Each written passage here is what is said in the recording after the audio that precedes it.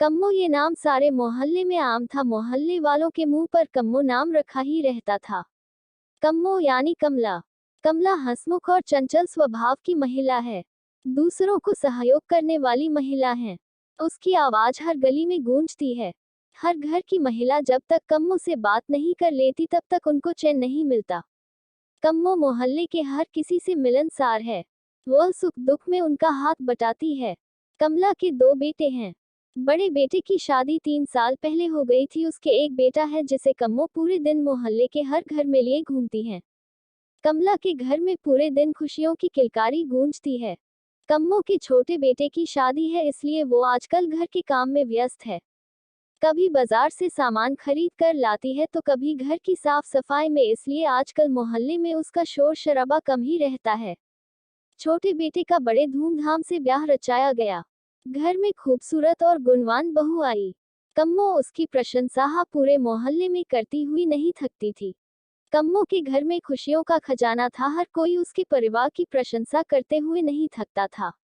धीरे धीरे समय बीतता गया। लगभग 3 साल हो गए। कम्मो के छोटे बेटे की कोई संतान नहीं हुई। अब कम्मो परेशान रहने लगी। हर कोई उसके छोटी बहू के बारे में पूछते, वह क्या जवाब देती। अब कम्मो छोटी बहू पर कई बार गुस्सा करने लगी थी। पर इससे होता क्या, ये सब तो भगवान की मर्जी है, ऐसा सोचकर गुस्सा टाल देती थी। अब छोटी बहू भी परेशान रहने लगी थी।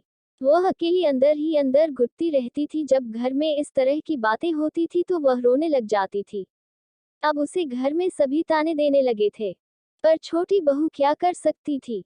कम्मो के द्वारा भी पूरे जतन किए गए हर मंदिरों में जाकर उसने मन्नत मांगी, परंतु सभी विफल रही। जिस घर में खुशियों की किलकारियां उठती थी, आज उस घर में मायूसी छाई हुई है। कम्मो का छोटा लड़का पास के शहर में नौकरी करता था। जब भी वह छुट्टी पर आता तो परिवार का ये दुख देखकर बड़ा दुखी होता था। वह अपनी पत्नी का दर्द अच्छे से जान रहा था, पर वह करे तो क्या करे। उसने निश्चय कर लिया कि वह अपनी पत्नी को अपने साथ लेकर शहर जाएगा। वह अपनी पत्नी को साथ ले गया। जब वह ड्यूटी पर चला जाता था तो वह अकेली इसी बात को लेकर बहुत परेशान रहती थी और अंदर ही अंदर रोने लगती थी। ससुराल में उसे हर तरीके का सुख मिला, परंतु एक महिला का सबसे बड़ा दुख बांझपन होता, जो उसे देखने को मिला। ये बात उसने अपने दोस्त को बताई और उसने बताया कि आप किसी डॉक्टर की सलाह ले सकते हैं जिससे आपको संतान का सुख मिल सकता है, क्योंकि हमारे शरीर में बहुत सारी कमजोरियां होती हैं जिनका इलाज संभव है। अगले दिन दोनों तैयार होकर डॉक्टर के पास गए और डॉक्टर से अपनी समस्या बताई। डॉक्टर ने कुछ टेस्ट कराए और उनसे कहा कि चिंता की कोई बात नहीं है, आपको संतान सुख मिल जाएगा। इसके लिए हमें आईवीएफ प्रणाली का प्रयोग करना पड़ेगा। इस पर निवेश ने अपनी सहमति दी। ठीक समय बाद निवेश को पुत्र रत्न की प्राप्ति हुई। जब ये बात घर पहुंची तो घर खुशी का कोई ठिकाना नहीं रहा। कम्मो ने पूरे मोहल्ले में खूब मिठाई बांटी और खुशियां मनाई। जो कभी ताना देती थी उनके सर घड़ों पानी गिर गया। हर किसी की आंखों में खुशी के आंसू थे। जो कलंक निवेश की पत्नी ने कई साल सहा, उसका आज उसे सुख मिल गया। ये कहानी उन महिलाओं की है जो ऐसी समस्याओं से जूझती है और किसी डॉक्टर की सलाह न लेकर देवी देवता में विश्वास करती है।